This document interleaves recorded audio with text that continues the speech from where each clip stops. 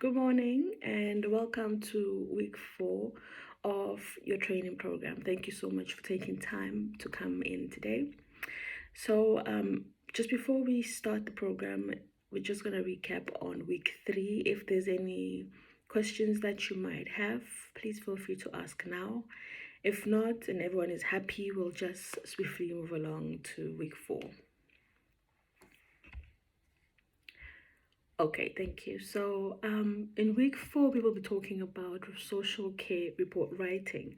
So this is professional report writing within the workplace in social care in Ireland, and how important it is when it comes to communication at work and how effective it affects communication and the importance of communication within the workplace through report writing. So. Report writing is a critical skill.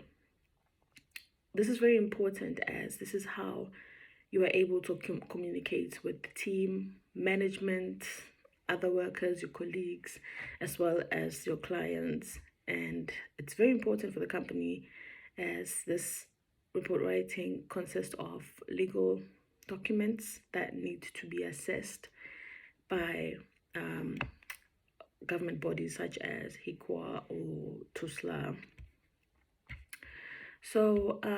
During this report, we will explore the fundamentals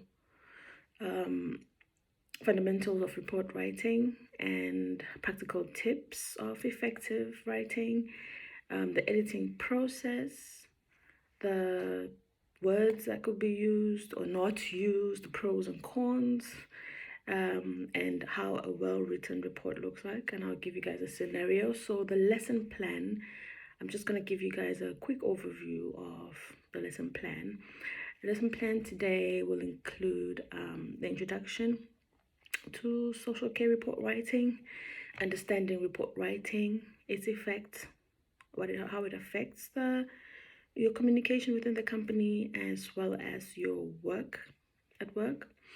The editing process, we will have an exercise and I'll give you guys some tips on the words that could be used. Like some people use abbreviated words, some people don't, but then there are general words that are used within the social care sector that I'm sure some you've come across and some you do understand. Before we end the session as well, I'll give you guys some cheat sheets ideas, which some companies might use and some don't, which is a very good idea to have cheat sheets because they make it very easy for you to complete your report writing effectively, and you'll all get a chance to have some questions, and I'll answer those questions at the end of the training session. So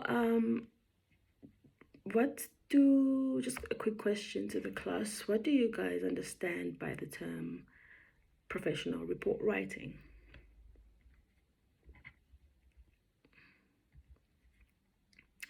All right, so professional report writing is a structured way of writing your reports within the workplace. Now, this gives detail of how your shift went, anything that needs to be done, what changes happened, what was implemented, the care plan of the client. These all need to be documented. The client's day, these all need to be included in your report writing, and they need to be included in a professional manner, and also in an easy way to read that your colleagues can understand, and as well as your management team. So I'll give you one quick example of effective writing. When you write a report writing in social care work, it is important to always put yourself in someone else's shoes. When I say this, I mean, do you write in a manner that someone can understand? Because writing also is one of the skills. The words that you use, do not use jargon words. as these words can be confusing to others, as well as what is included in your report writing. Are you using clear words that are concise? Is it organized from day to day or hour to hour? It's not everywhere. And also to ensure that your grammar and your punctuation is professional. So when it comes to report writing, first of all, I'll mention the editing process in report writing. Some companies, you may find that in your company, you use electronics, you use internet, in IT to report. Some companies use handwriting to report, and some people have cheat sheets. So cheat sheets would be documents that could be within it in your company or online, where it has drop downs and it's already semi filled in for you. You just have to select which goes where and what happened and this went here. And by doing so, I think that's actually the easiest way for most companies to like effectively communicate. However, it's not really case for all companies. You may find that you need to write your report writing handwritten. So I'm just going to give you a quick scenario. So you have a client, the client's name is Amanda. Amanda is an 18-year-old young adult. They go to college Monday to Friday. They have a team of 5 social care workers that work to support Amanda on a day-to-day living. And these shifts rotate within a week, Monday to Friday. Amanda suffers from mental health, a mental health disorder, and she is required to take medication twice a day and required to go to therapy once a week. As social care workers, your role at work also, you have to take Amanda for shopping, activities, appointments, doctor's appointments, or whatever that might arise in that week on a day-to-day basis. So take Amanda for instance. She goes to school Monday to Friday. As a report, in your report, it is important to jot down the time that Amanda takes activities, what is done, the medication, at what time the medication was taken. So, for example, Amanda goes to college at 8 a.m. in the morning. Staff prompts Amanda for medication at around 7:45, just before they leave. How the day went, staff collects Amanda and drops her off from school, takes her for our appointment therapy, takes her shopping, takes her to get an activity done or watch movies or shopping. And an incident happens where Amanda is required to go to the hospital.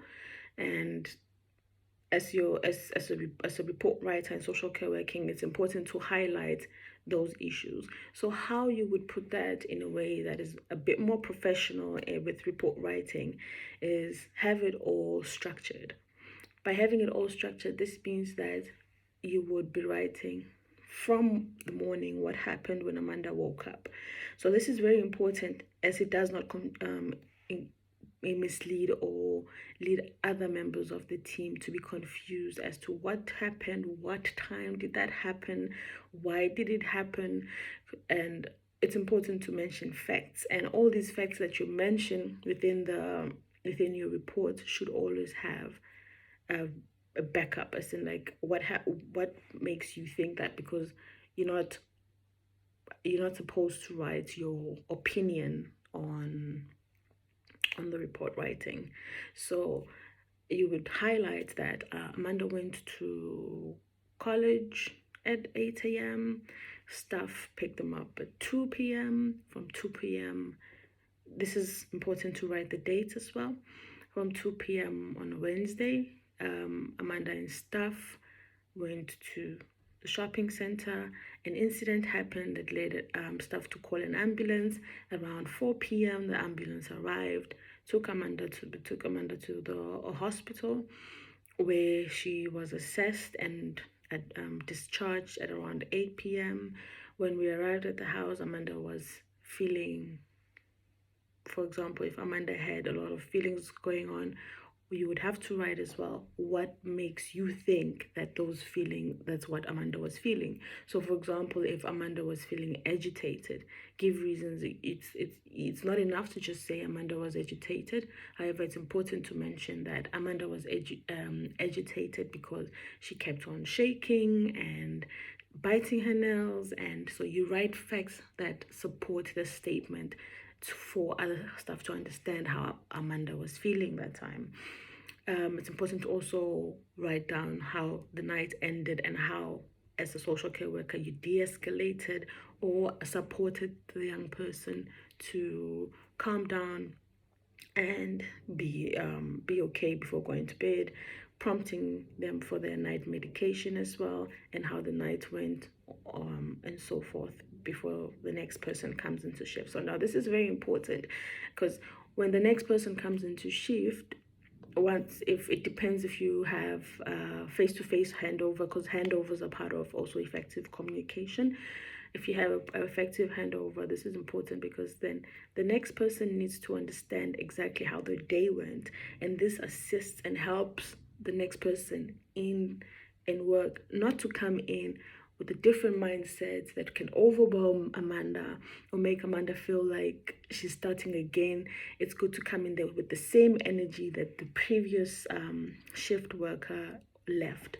So if Amanda's morning wasn't so good, or if Amanda decided I won't be going to school on the next day, on Thursday, because she's not feeling well, the next staff reads the report and is aware that, well, at 10 p.m. when Amanda went to bed, they were feeling low. In the morning, they woke up, decided not to go to school. So I'm going into shift with an energy of being empathetic, or being more, like being on the same level with the client and understanding where they're at, and taking over from what happened the previous day to make them feel comfortable.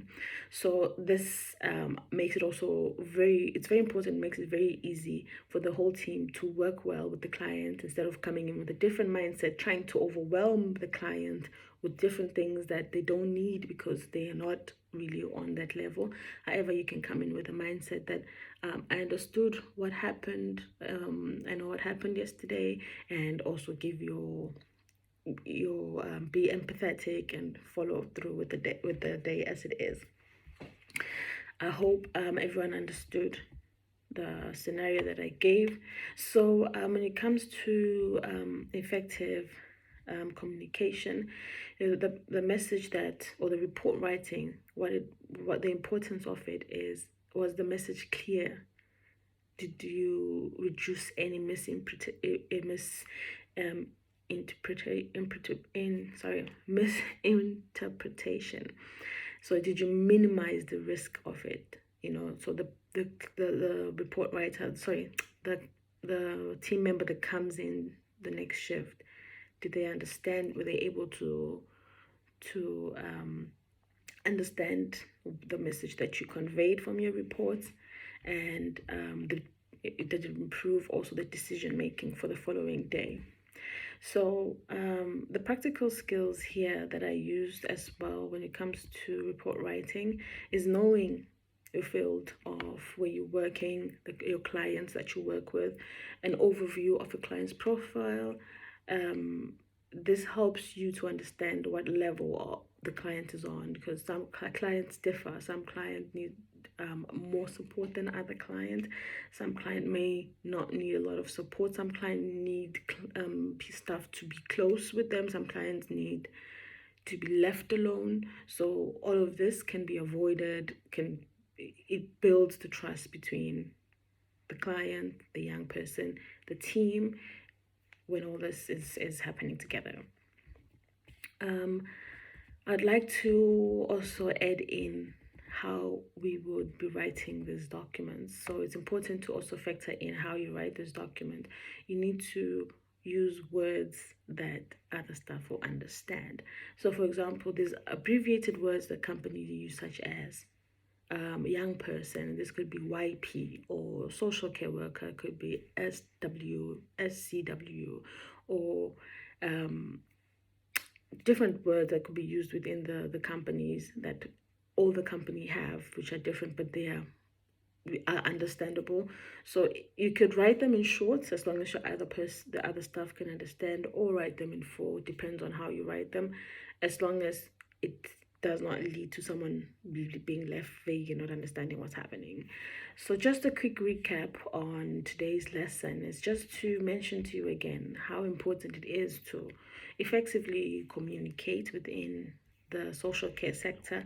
This is the report writing and having an effective handover, which assists the communication, because these documents are legal documents and are passed through to government bodies such as HIQA or TUSLA. They need to be professional, and the times and dates need to always be there. Use words that are not jargoning, easy to understand, where we can all communicate effectively within the team. So thank you so much. If you have any questions, please feel free to ask, or that will be it for today. Thank you.